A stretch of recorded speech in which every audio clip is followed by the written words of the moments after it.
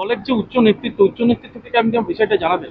অবশ্যই এরকম যদি হয়ে থাকে যে আমাকে যদি কোনোভাবে কেউ ফাঁসাবার চেষ্টা করছে দলেরই একাংশ, তাহলে আমি মাননীয় মন্ত্রীর সঙ্গেও এই বিষয় নিয়ে আলোচনা করবো এবং আমার ঊর্ধ্বতন কর্তৃপক্ষকে আমি জানাবো।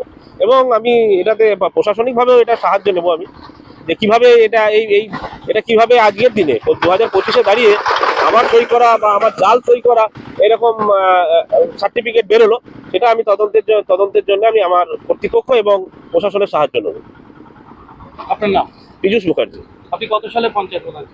আমি 2018 থেকে 23 পর্যন্ত ছিলাম, 23-এর পার্ট ছিলাম মার্চ অব্দি। কষ্ট লাগে এগুলো নিয়ে দলের? নিশ্চয়ই দলের, দেখুন কেউ যদি নিজের দলেরই একাংশ যদি এই ধরনের বাজে কাজ, মানে এটা একটা গর্হিত কাজ করেন বা আমাকে কালিমালিপ্ত করার চেষ্টা করেন, নিশ্চয়ই খারাপ লাগবে। কারণ ধরুন নিজের লোককে যদি এরকম কাজ করে নিশ্চয়ই তার খারাপ লাগে এবং এর থেকে বিরোধীরা অক্সিজেন পাবে। এটা কেউ বুঝতে পারছে না, এটা কেউ বুঝতে পারছে না। আমাদের নিজেদের মধ্যে যদি এটা ঠিক না থাকে, আমার মনে হয় এই ধরনের কাজ যারা করেছে খুবই বাজে কাজ করেছে এবং তাদের শাস্তি হওয়া দরকার।